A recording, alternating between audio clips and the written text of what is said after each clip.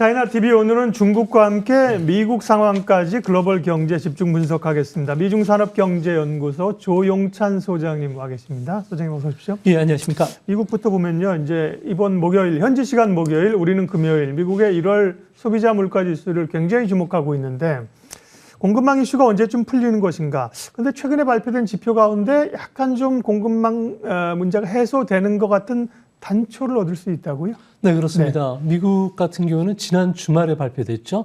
1월 ISM 제조업 지수를 보면은 네. 3개월 연속 하락을 했는데요. 다행히도 주요 지표라고 할 수 있는 임금이라든지 또 고용, 또 입하 지원과 같은 지표들은 3개월 연속 개선이 되고 있다는 겁니다. 뭐 고용이라든지 입하 지원과 같은 지표는 인플레이션의 선행 지표로 알려지고 있는데요. 그동안에 지긋하게 미국 경제를 괴롭혀왔던 공급망과 관련된 부분들이 해소 움직임이 지금 일어나고 있다는 겁니다. 또 시차를 두고서 인플레이션 압력도 꺾일 것이라는 점을 시사하고 있는데요. 또 공급 제약 문제와 관련해서 피크를 쳤다고 이야기하는 선행 지표가 바로 뉴욕 연방은행의 글로벌 서프라이 체인 프라이스 인덱스라는 지표가 있는데 이 지표 역시도 2개월 연속 하락을 하고 있다는 겁니다.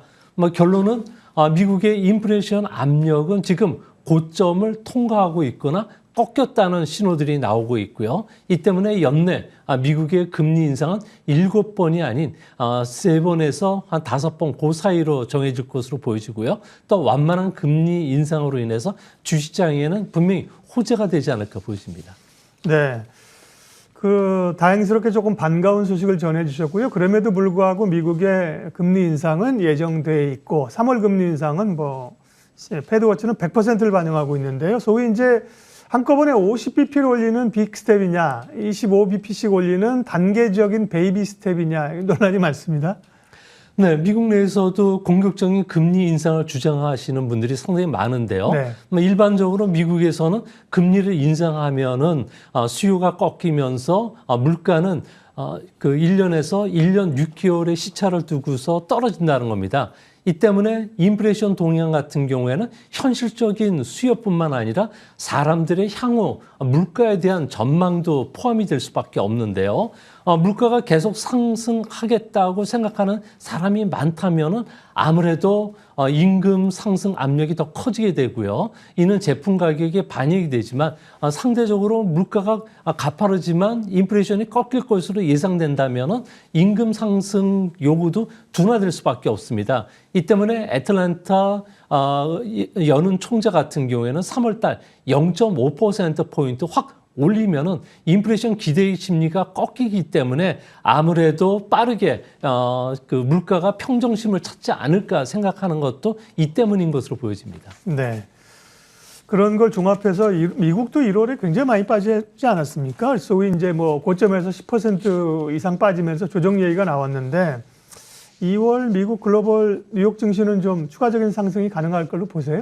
네, 저는 좀 긍정적으로 보는데요. 네. 1월과 같은 패닉 셀링은 일어나지는 않을 것은 분명히 확실합니다. 네. 아무래도 S&P 500 지수를 보면은 미래 주가 수익 비율이 20배 정도 수준으로 떨어졌는데요.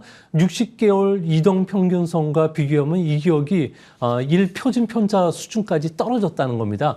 이미 주식시장은 정상화 단계에 들어섰다는 거고요. 또 외부 환경도 상당히 좋습니다. 1월 달 미국 증시가 마이너스 성과를 보였던 지난 10번을 찾아보면은 나머지 11월 개월 동안에 평균 주가는 13% 정도 상승했다는 점이고요. 현재 미국 개인 투자가들 같은 경우에는 향후 미국 증시와 관련된 전망과 관련해서 약세가 53%, 강세가 23%로 약세가 한 2배 정도 우세한다고 합니다. 2013년 이후에 가장 높은 수치인데요. 이런 개인들의 비관적인 전망은 긍정적인 서프라이즈를 자주 발생을 시켰고요. 또 첫 금리 인상과 S&P 500 지수를 보면은 금리 인상 직후서부터는 미국 증시가 상승했다는 점, 또한 1월 말부터 연기금들의 주식 매수가 시작이 됐고, 또한 하이테크 기업을 중심으로 해서 자사주 매수가 이제 시작이 되고 있다는 점은 아무래도 긍정적으로 보실 수 있는 신호가 되지 않을까 생각이 됩니다. 네, 물가가 오르고 금리 인상도 임박했지만 실적이 워낙 좋으니까요. 주가 하락을 저지하고 있습니다. 근데 이제 기술주들이 변동성이 지금 대단히 크게 나타난 거잖아요. 근데 기술주들 실적 발표하니까 좋게 나오고 페이스북 메타를 제외하고는 지금 다 반등을 하고 있는데 기술주 흐름 어떻게 보세요? 네, 미국 기술주들 같은 경우는 2014년 이후에 보면은 5배 정도 상승했습니다. 네. 아무래도 그 물가 상승에 따른 영향으로 인해서 밸류에이션에 대한 그 기대감들이 상당히 그 경계감이 커졌는데요. 하지만 뭐 기술주의 펀더멘탈은 여전히 강합니다. 뭐 예상 EPS 같은 경우에는 지난 1년간 30% 정도 증가하면서 뭐 성장성은 오히려 빨라지고 있고요. 또 민주당 정부의 반시장 그 기업적인 규제 정책이 아무래도 주가에 악재로 작용했지만 현재 바이든 정부의 지지율이 크게 떨어지고 있기 때문에 플랫폼 기업에 대한 규제도 당분간 없을 것으로 보여집니다. 또 기술주의 밸류에이션도 조정이 꽤 진행이 됐는데요.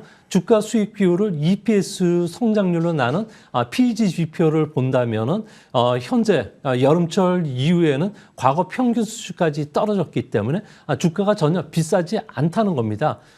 현재 뭐 페이스북과 같이 실적 확대에 제동이 걸린 기업은 모르겠지만 분명한 것은 견고한 비즈니스 모델을 갖고 있는 기술주들 같은 경우에는 이번 조정 기간에는 싸게 살 수 있는 기회가 되지 않을까 보여집니다. 네, 미국 핵심 이슈에 이어서 중국 얘기하겠습니다. 중국은 지금 베이징 올림픽이 진행 중인데요. 뭐 편파 판정 이런 걸 보면서 다들 국민들이 좀 울분이 큰데 뭐 그건 그렇고 투자자 입장에서는 또 이제 경제적인 측면을 봐줘야 되는 건데요. 베이징 올림픽 하느라고 공기 좋게 만들려고 이러면서 공장도 좀 멈추고 환경 규제를 중국이 상당히 강화해놨다고 하는데 이런 것들은 단기적으로 뭐 생산 차질이나 크게 우려는 안 해도 됩니까? 네, 그 중국 같은 경우는 지금 올림픽이 6일째 개최가 되고 있는데요. 뭐 맑고 푸른 하늘이 되면서 올림픽 부르라고 하는 우리나라에서는 그야말로 특수를 주고 있습니다. 중국은 1월 1일부터 3월 15일까지 베이징 주변에 있는 공장들에 대한 생산 감축 지시가 떨어졌는데요. 조강 생산 같은 경우는 30% 이상 줄이라고 지시했고요. 건설 공사도 지금 중단이 되고 있습니다. 이 때문에 춘절 기간에도 폭죽을 터뜨리지 못했는데요. 중국에서는 귀신을 쫓기 위해서 폭죽을 터뜨리는데 지금은 디지털화가 되면서 빛과 소리만 제공을 PC에서 제공한다고 합니다. 또 베이징시의 대기 오염 수치도 크게 떨어졌는데요.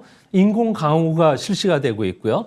전체 경기장 주변에는 저탄소 그린 100% 전력이 공급이 되고 있다고 합니다. 올림픽과 관련된 사용 차량들은 전부 재생 가능 에너지로 지금 운전이 되고 있다고 하는데요. 이 때문에 앞으로 행동 제약이 3월 15일까지 계속 진행된다는 점에서 올해 중국의 1분기 GDP 성장률은 우리가 생각했던 것보다 더 악화될 가능성이 더 높은 것으로 보여집니다. 통상 이런 국제적인 행사를 하게 되면 그 나라 경제가 도약하는 계기가 되잖아요. 근데 지난해 뭐 도쿄올림픽도 그랬고 코로나 때문에 지금 베이징 올림픽도 힘든데 게다가 서방 국가들이 외교적으로 보이콧했죠. 그러면서 중국 경제 이게 힘이 되느냐 오히려 부담되는 거 아니야? 뭐 이런 생각도 드는데 경제적인 영향은요? 네, 경제적인 영향은 거의 없는 것으로 나오는데요. 네. 이번 동계 올림픽에서 중국 정부가 쓴 예산은 19억 달러밖에 안 된다고 합니다. 예. 14년 전이었죠. 2008년 하계 올림픽 같은 경우에는 무려 400억 달러를 쓴 거에 비하면 경기 부양 효과가 극히 미미하다는 점이고요. 이번에는 제로 코로나 정책으로 인해서 이동 제한뿐만 아니라 뭐 자동차라든지 반도체, 스포츠용품 기업들의 그 생산이 크게 줄어들었는데요. 이 때문에 이번 올림픽으로 인해서 중국이 경제적인 그 피해는 성장률이 1.4%포인트 정도 끌어내릴 것이라고 합니다. 또한 베이징 올림픽은 아무래도 주시장에 악재로 작용할 가능성이 큰데요. 아무래도 올림픽이라는 것은 평화의 제전이지만 이번 베이징 올림픽 같은 경우는 분단의 상징이라는 점에서 앞으로 미국 같은 경우에는 올림픽 뒤에 중국에 대해서 2차 무역 협상과 관련된 압박을 할 가능성이 크고요. 또 무역 제재로 인해서 차이나 디스카운트가 다시 부각이 될 가능성이 있지 않나 이렇게 보여집니다. 사실은 베이징 올림픽이 끝나고 난 뒤가 더 중요할 겁니다. 지금도 제로 코로나 정책으로 확 억눌려 놓은 상황이고요. 코로나 정책, 그다음에 이제 헝다 이후에 부동산 정책, 요거 이제 베이징 올림픽 이후에 주목해야 될 점 마지막으로 좀 체크해 주세요. 네, 중국 같은 경우에는 그 3억 명 정도가 부스터샷을 맞았는데요. 하지만 코로나 확산은 지금 막지 못하고 있다고 합니다. 이제 올림픽이 끝난 다음에는 아무래도 제로 코로나 정책을 바꿀 것으로 보여지는데요. 감염 제로 정책에서 기동적인 감염 제어 대책으로 방향을 바꿀 가능성이 높다고 합니다. 이렇게 되면은 현재 21일간의 격리 기간, 또 PCR 검사, 항체 검사 같은 경우를 의무적으로 받아야 되는데 이 부분도 해소가 되기 때문에 중국 들어가신 분들에게는 좀 많은 도움이 되지 않을까 보여집니다. 또 한 가지는 이제 헝다 분할을 비롯해서 부동산 개발에 대한 압박이 좀 더 강화될 것으로 보여지는데요. 현재 중국 정부가 임명한 관리인들이 미개발 토지에 대해서 매각을 종용하고 있고요. 또 부동산 부분과 관련해서 국유 기업에게 인수시키는 방안이 본격적으로 거론이 된다고 합니다. 이뿐만 아니라 자회사인 전기 자동차, IT, 유통과 관련된 자회사도 빨리 정리할 것으로 보여진다는 점에서 올림픽 이후에 중국 정부는 좀 쉬는 날 없이 상당히 바쁘게 돌아가지 않을까 보여집니다. 네. 그러게요. 부동산 관련된 헝다는 사실 정리가 좀 됐다고 봐야 되는 것 같고요. 이후에 부동산 정책도 주목이 됩니다. 오늘 차이나TV는 미국과 중국 핵심 이슈들 글로벌 경제 집중 분석했습니다. 미중산업경제연구소 조용찬 소장님 함께해 주셨습니다. 고맙습니다.